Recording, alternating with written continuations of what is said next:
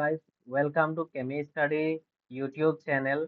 And video के starting में मैं बोल रहा हूँ, कुछ भी डाउट या कुछ भी क्वेरी हो तो हमारे व्हाट्सएप ग्रुप में ज्वाइन कीजिए। हमारे व्हाट्सएप ग्रुप का लिंक डिस्क्रिप्शन में मिल जाएगा, वहाँ पे ज्वाइन कीजिए। कुछ भी इशू होता है या कुछ भी डाउट होता है तो हम ग्रुप में डिस्कस कर लेंगे। बहुत सारे चीज़ें हैं जो हम यूट्यूब वीडियो के थ्रू आपको नहीं बता पाते, तो हम यूट्यूब के जो जो बातें नहीं बोल पाते वो हम ग्रुप में डिस्कस करते हैं। वहाँ पे एग्रीकल्चर यूनिवर्सिटी का स्टूडेंट्स भी है, और कुछ स्टूडेंट्स है जिनको जिनको सीट चाहिए या उनका रैंक बहुत पीछे है या किसी का आगे है, तो वो सारे स्टूडेंट्स भी वहाँ पे है। एंड उसके बारे में डिटेल्स में बातें करेंगे। तो पहले आज मैं क्या क्या बातें करूंगा वो पहले एक समरी कर देते हैं। असम एग्रीकल्चर यूनिवर्सिटी जो एयू सेट एग्जाम हुआ था उसका काउंसलिंग डेट कब स्टार्ट होगा, रिजर्वेशन क्या क्या है।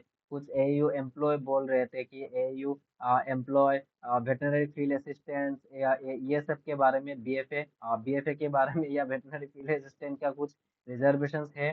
तो उनके बारे में भी कुछ डिटेल्स में बातें करेंगे। अब बहुत सारे स्टूडेंट्स ने फीस स्ट्रक्चर के बारे में पूछ रहे थे, पिछले वीडियो में मैंने बताया था, फिर भी उनको कुछ समझ में नहीं आया शायद, या वीडियो नहीं देखा होगा, तो फिर से मैं हायर फी कैटेगरी के स्टूडेंट्स के बारे में एंड गवर्नमेंट कॉलेजेस में कितने फीस चाहिए होगा उनके बारे में भी मैं आज डिटेल्स में बातें करूंगा। एलिजिबिलिटी क्राइटेरिया, बहुत सारे स्टूडेंट्स को एलिजिबिलिटी क्राइटेरिया पता नहीं है, वो उन्होंने कमेंट किया है। पता नहीं उनको क्या ही बोलूँ, आप बहुत क्राइटेरिया में भी उनको कंफ्यूजिंग है।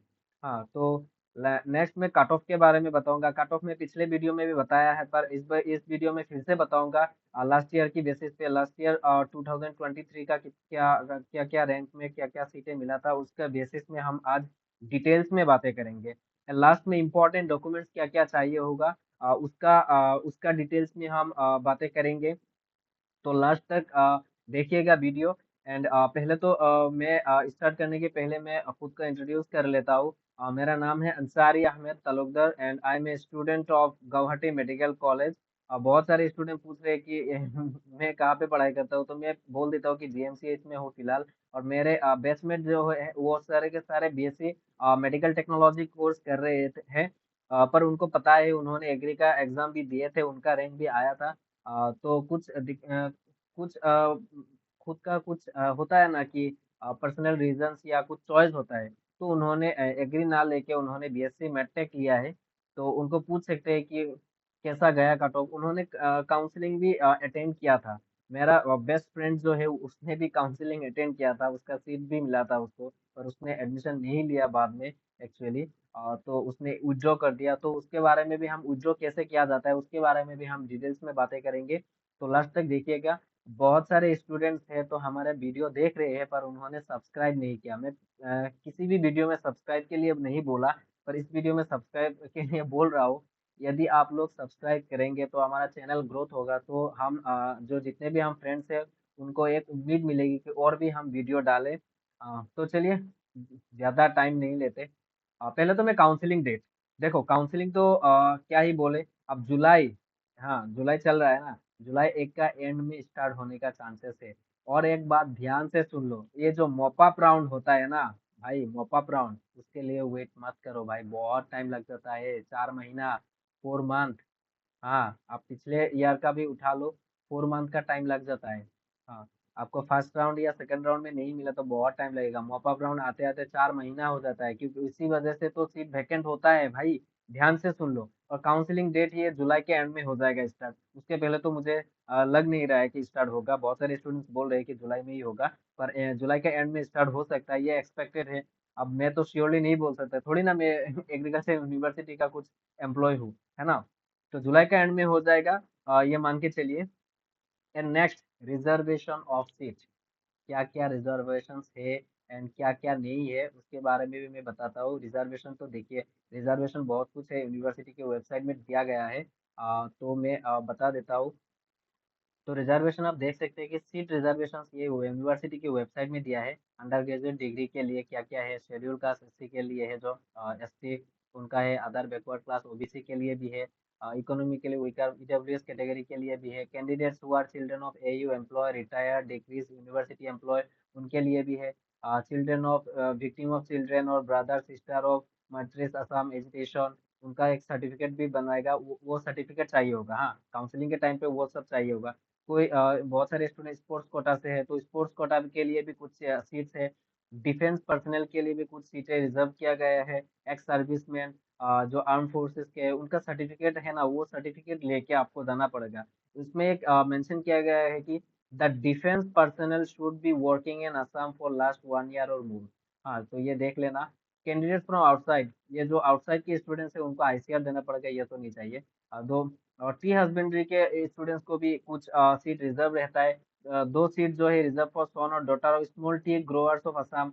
टी गार्डन के जो स्मॉल टी ग्रोअर्स, उनका उनका एक 2 सीट रिजर्व किया गया है उनका बच्चों के लिए या कुछ ऐसा।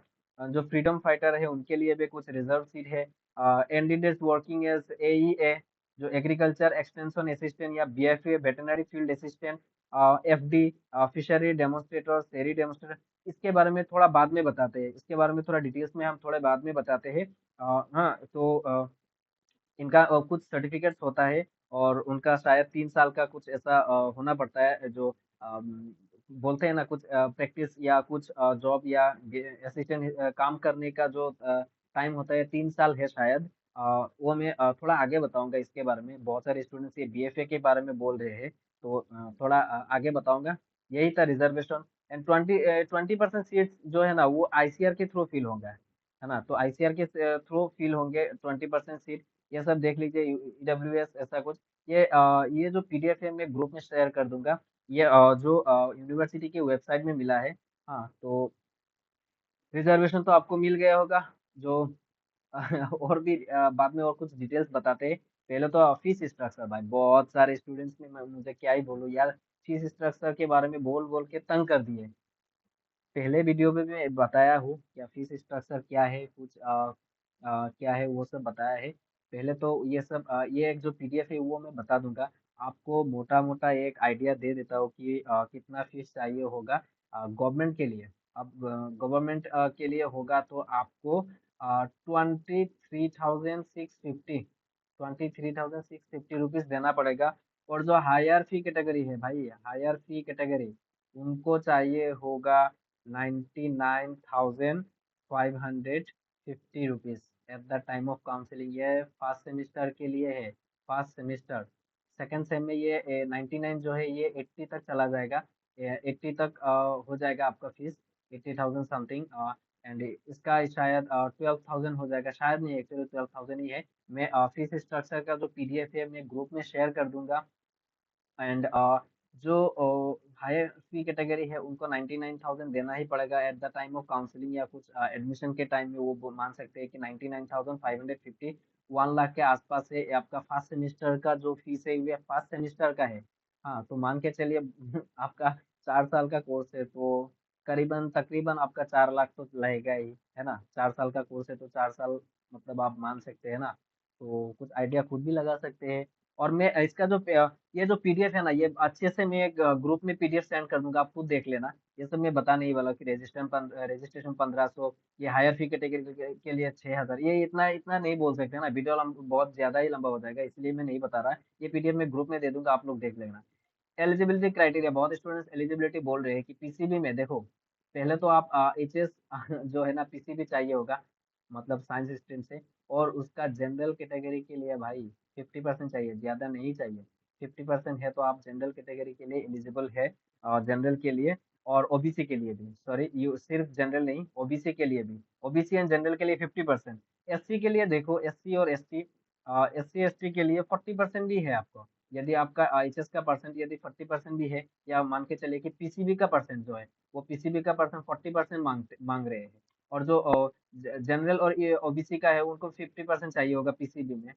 तो आप एलिजिबल है ना। और नाउ आते हैं कट ऑफ। बहुत सारे स्टूडेंट्स कट ऑफ के बारे में पूछ रहे थे। तो एक्सपेक्टेड कट ऑफ के बारे में बोलने के पहले मैं एक लास्ट ईयर का पीडीएफ दिखाता हूँ, आप देख लीजिए। ये अनरिजर्व का जो है कॉलेज ऑफ एग्रीकल्चर 172 रैंक में मिला था, ये थर्ड राउंड के लिए था, है ना, थर्ड राउंड काउंसिलिंग।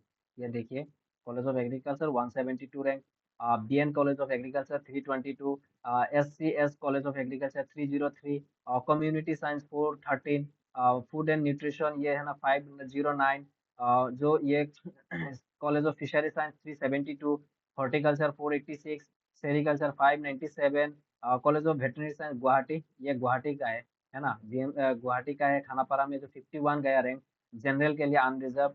एंड ये जो लखीमपुर है 104 गया। ईडब्ल्यूएस के लिए आप देख सकते हैं कॉलेज ऑफ एग्रीकल्चर 230। ऐसे रैंक है, मैं ग्रुप में दे दूंगा, आप ग्रुप में देख लेना। और यहाँ पे मैं जो कैटेगरी वाइज जो है ना वो मैं दिखाता हूँ कि क्या क्या मतलब कुछ रिजर्वेशन दिया गया है सीट के लिए। ये देखो ओबीसी, ओबीसी के लिए प्लेन ओबीसी एनसीएल या एमओबीसी बोल सकते हैं, उनके लिए ये रैंक है। बट ओबीसी ये देखिए, टी गार्डन लेबर, उनके लिए 2106 गया भाई।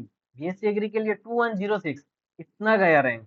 पर इस बार नहीं जाएगा भाई इस बार बहुत स्टूडेंट्स है ना। वो वेटरनरी, सॉरी, जो बीएन कॉलेज ऑफ एग्रीकल्चर है वो देखिए 2221 रैंक। ऐसा है ना, ये रैंक देख सकते हैं।